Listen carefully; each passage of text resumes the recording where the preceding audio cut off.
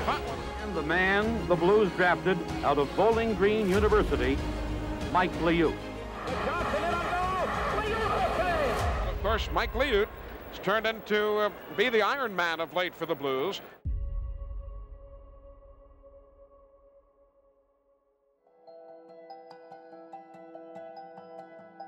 That 76 draft, which may be the best ever in Blues history with you, Brian, and Bernie, you know, where were you?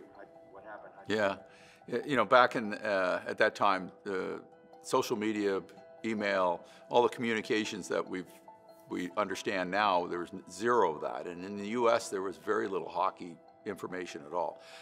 So the NHL draft was just a phone draft, and there was no publicity around it. I was playing Bowling Green. I was just finishing my junior year. And I got a call one night. Roommate said, hey, phone call. And we were having a Saturday evening, 30 or 40 people in our apartment, music at 8 or 9 on a 10 scale. And somebody from the Blues, I never did get his name, told me that I had been drafted by the St. Louis Blues. You know, I was thrilled to be drafted, but there wasn't the hype around it. It's the starting gate. It's still the starting gate. It isn't the end game. And you know, with all of the hype and all of the information that's floating around there, the kids today look at it as a goal. It's not a goal. It's just something that happens in the process of moving from amateur hockey to pro hockey. So it was, I just filed it, and you just move on. I left Cincinnati the year before with a lot of confidence. I got it. Floyd Smith was he'd coached, he took over coaching, and he came to me early in that season, and he said, and Floyd was great, right? I mean, old, original six, done everything in the game, and he just said, came up to me on the ice, he said, hey kid, you think you can play 72? I had Donnie Edwards play 72 for me in Buffalo. And I looked at him and I said, Coach, I've never played more than 24 in a season, but I'd sure like the opportunity. And he goes, that's what I want to hear.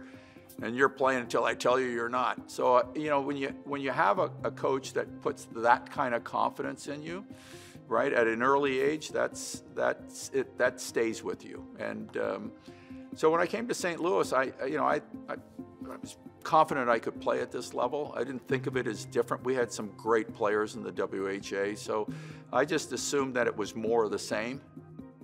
We had, I have to count them, I'm going to say 10 new faces on the team. I mean, you know, it seemed like half the team was in St. Louis for the first time. So it took a while for us to come together as a team. I didn't play the first 5 games. I wound up playing 64 of the remaining 75. So, you know, it allowed me to get on a roll. I'd played 50 some odd games the year before in Cincy, so I knew I could do it. And then the second half of that year, it really did click for us. We were one of the hottest teams in the league, won a lot of games.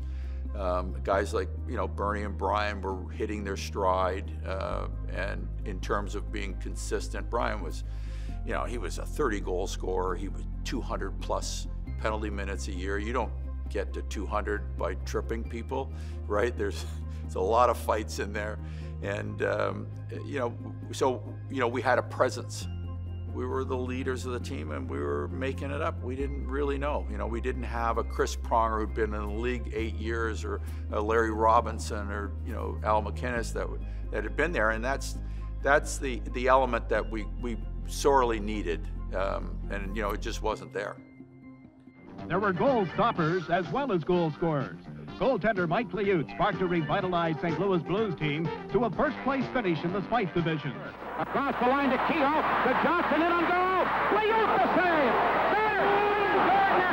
The goaltender is going to get a lot of credit when you have the wins, and you have a lot of wins because you scored a lot of goals, right? That's got to score goals to win.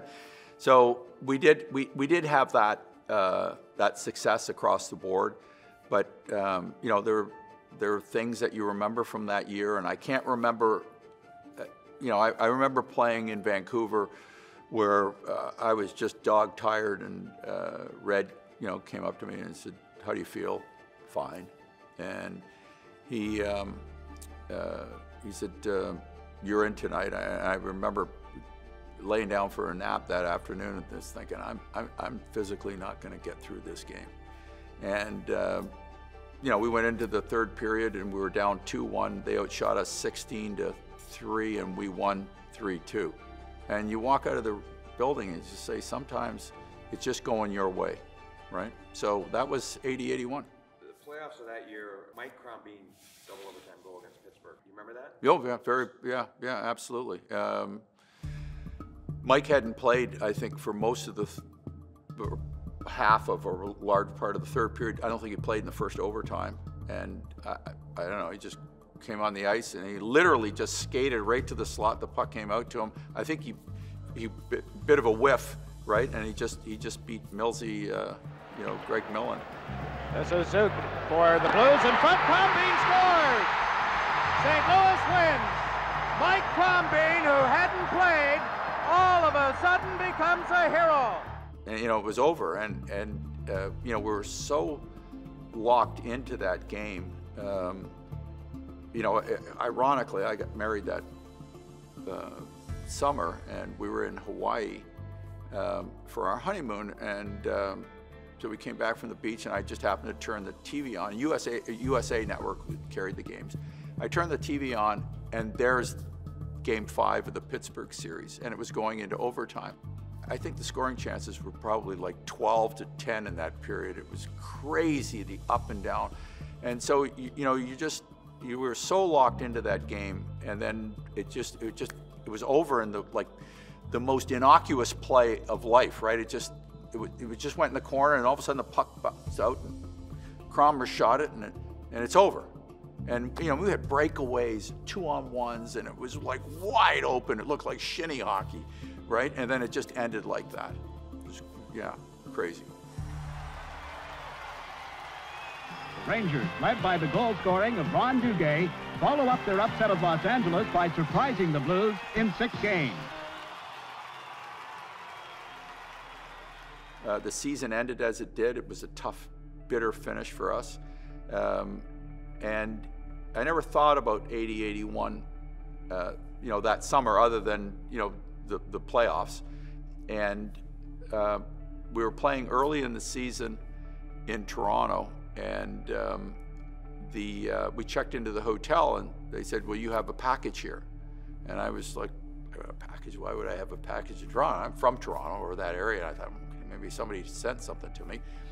And they gave me the Lester B. Pearson Trophy. They didn't even have a presentation for it back then. There was didn't even know. I didn't know there was such, I guess I did because we all voted, right?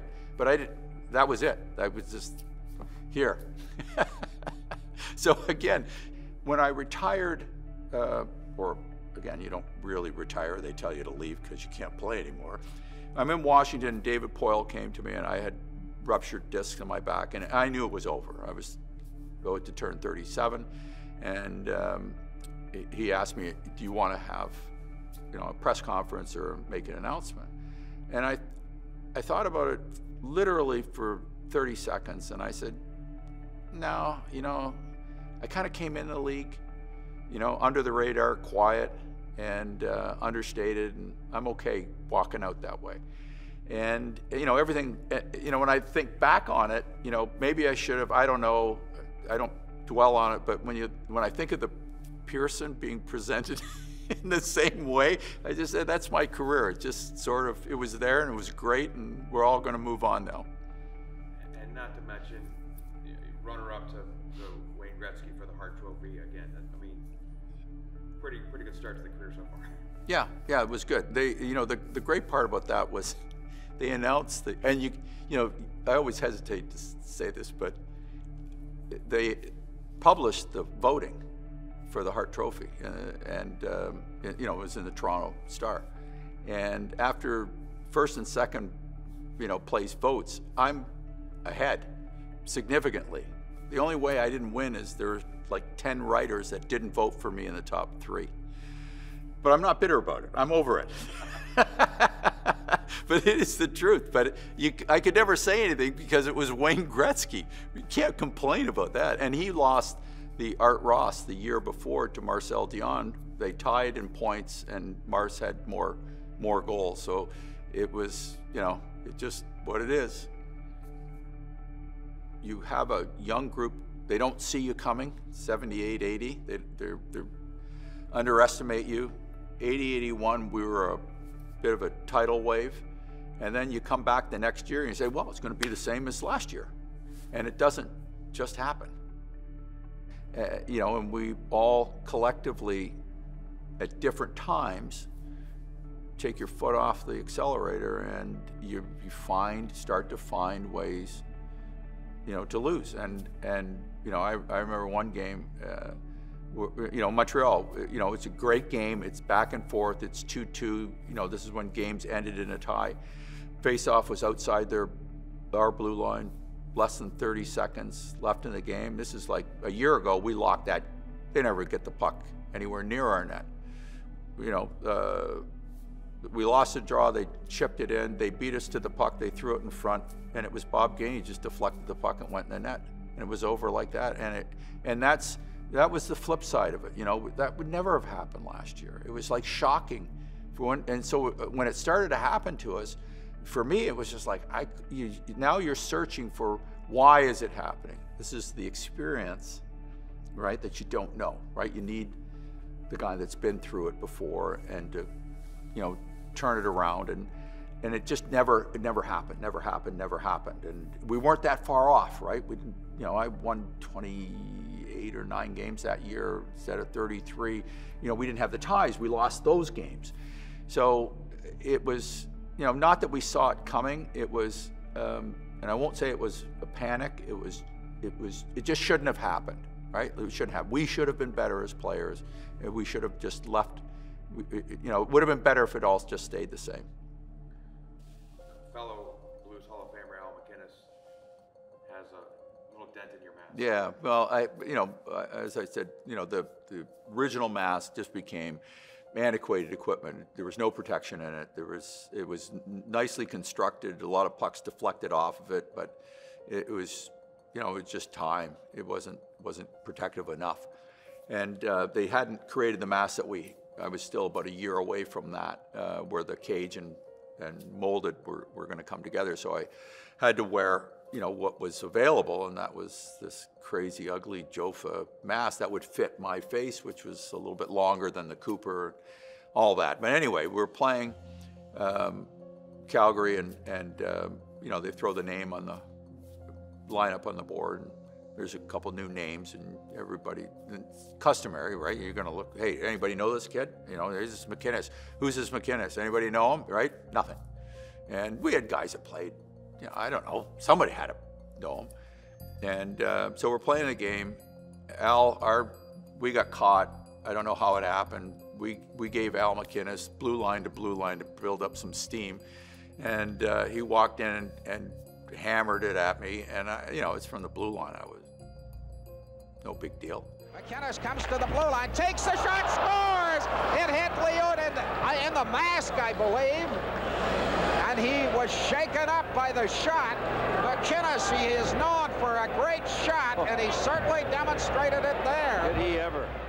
And this puck, you know, last night I said it looked like a Bob Gibson exploding fastball. It just got about halfway to me and jumped in my face, and I literally didn't have the time to get out of the way. It's going over the net, but I went to lean away from it, but I wasn't fast enough, and it got caught on the bars, and jerked it up and threw it down at the ice, and it bounced into the net, right? And all I remember is coming in the dressing room after the period going, really? Really? Nobody knew this guy's gonna pump it at 104? Nobody, right? Nobody's ever heard of this guy. Nothing special about this player, right? So it was, you know, and that's you know, that's what happens. You come in the league, nobody really knows what you're capable of doing, and then you show them, and then they go, okay, we got to be ready for this guy next time. Do you still have your mask? The original one? I don't, sadly. The designer, creator, I don't know why I even agreed to do it because it was so iconic, but he wanted it for the Hockey Hall of Fame. And there was a mask exhibit, and he said, I'll put it on a mantle and some kind of a plaque and send it back to you. Well, I'm like, okay, my career has ended. I got to start another career. I've got 3 kids under 10. I'm going to law school. I'm coaching at Michigan. I'm working at the Players Association. I never gave it another thought, right? I just thought it was in the Hall of Fame. And, or on this exhibit. It was a touring exhibit. And I was in Bob Pirani's sports shop buying the kids some hockey skates or something like that. And the guy said to me, the salesman, recognized me, started talking, and he said, Bob's got your mask. And I go, can't have my mask. I only wore 2 masks, really, outside of that cage helmet. I used other one in practice, and the one in Bowling Green. I've got them all, except for the one that's in the Hall of Fame. And Bob, he goes, no. And Bob came out and he said, Mike, I bought that mask off of somebody I didn't know. Right? And I said, and I just sold it to somebody. He said, I would have given it back to you. So it's been, it was stolen. And it showed up at an exhibit or a trade show someplace. I saw it advertised, and you can't replicate it because it was all cracked and glued and all sorts of stuff. But yeah, it was sadly, he just sold it. Emil steps aside, Bart comes back in. We make that trade with Colorado, 2 first-rounders for Rammer. What do you remember about it? I can't explain it. You get lost in the year. It's certainly everybody's looking for you. They're prepared. Rammer is a great pickup. It just wasn't there. I don't know. It certainly didn't happen. It was just probably my worst year in St. Louis. Rammer is the guy that brings a lot of confidence to your team, because he's it was a far more physical game back then, and you have sometimes you'll have the guys that just show up every night, like Brian Sutter. He's going to drag you into the fight. You may not want to play or feel like playing or think you've got the legs to play, but Brian's going to run over somebody, get into a fight, cause something to happen, and now you're in it. And Rammer's a guy that just gave us a little, more of a presence, maybe a presence we never really had in front of the net. And those elements are important, but it takes, it takes time for things to evolve, right? And with a team, and that's why when you win, you don't realize how special it is, because it's not going to happen, every year, right? I mean, there are the dynasties, but that's. It's still you need a lot of hockey players to create a dynasty. Jacques called, right? And Jacques, he's the part of the business. This part of the business, bothered him. Whether he agreed with the trade or he made the trade, having to make that phone call was 6 o'clock in the morning in Buffalo, and it was over just like that. But it wasn't a shock, because I knew it was going to happen. It was the business. I was the highest paid guy in the team, and Ornest was going to strip this thing down, and you kind of knew it, right? And but it wasn't about Ornest. It wasn't about getting traded. It was maybe a moment of clarity. This is the leadership that I was talking about. That even in my position in the league, I needed somebody above me to say, hey, you're not playing well enough. Like, you're not where you should be in this league in terms of how the league is seeing you.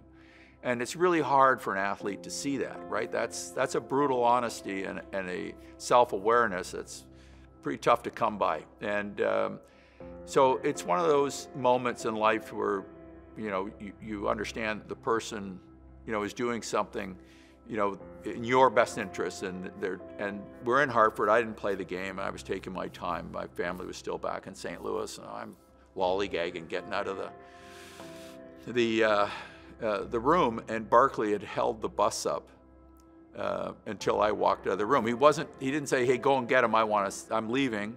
Right? He was just patiently just waiting for me to come out, and everybody had to wait on the bus, and that was it. And Barkley waited to, essentially give me a kick in the pants and just make sure I was okay. How's the family? I said, everybody's good, Bark. And he said, well, you need to get back playing. Don't you worry about it. the greatest thing an athlete can have is strength in the organization, or support rather in the organization, right? And it's earned. Nobody gives it away for free.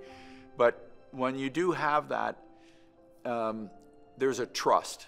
And that trust, they're trusting you, that trust brings an obligation from the athlete. I mean, you walk into the rink, you know, you owe, right? Like you have this obligation. So I was very fortunate in my career, and I try to express that to young players that, you know, I had it with Floyd Smith in Cincinnati. I certainly had it with Barkley and Red, and with, you know, Bernie even called him Mr. Francis. We always called him Mr. We never said Emo. It was always Mr. Francis. And when I went to Hartford, he gave me the license to be who I was, right? And because they were floundering, they were the doormat at that time, and I just wasn't prepared at 29 to end my career in that environment. And we had an episode where, you know, we lost a game we should have lost, and I reacted as I would from time to time, and there was a lot of damage. And Emil, when Tommy Woodcock was the trainer in St. Louis and in Hartford, Emil called him on the phone, asked him what happened, asked him what I did. Tommy said, we're still totaling the damage, and he said, good, that's exactly what I knew he'd do. And that's why he did it. You know, he needed, and I became that support, that voice of experience. We had 9 rookies on the team. So what I was missing in St. Louis, or what Bernie and Brian and I had, could have used, right? We had good players around us, but you need the person with the authority, right, that has done it and has achieved it. And I try to do that in Hartford. So the two teams were opposites. I was the kid, and then I was, you know, the veteran that we didn't have in St. Louis. So it was decent bookends to a career. So after all these years, you know, your most games for a Blues goaltender still stands. Most wins still stands at 151. Jake Allen almost got you. There's another kid on your tracks, Venner. You guys have laughs about this? Ever talk about it? It came up briefly this year, right? And I said, you know, he lost a game, and I was like, you can't give games away like that, right? And he goes, you know, I know, I was thinking about that. I don't want to think about that. So we don't talk about it. We don't even joke about it, right? Because, you know, I want to watch him do that and achieve that record, and he should achieve it. So he's got to be here. So that's why we don't talk. And I told him, he texted me yesterday, and he said, I didn't know he was going to be there last night. So I responded, you know, great, look, you know, I'll see you there. And I said, it'll be one of the last few times that you get to look at the Blues all-time wins leader without looking in the mirror. So this year, hopefully. Right? And he won the Stanley Cup here, so he should have it.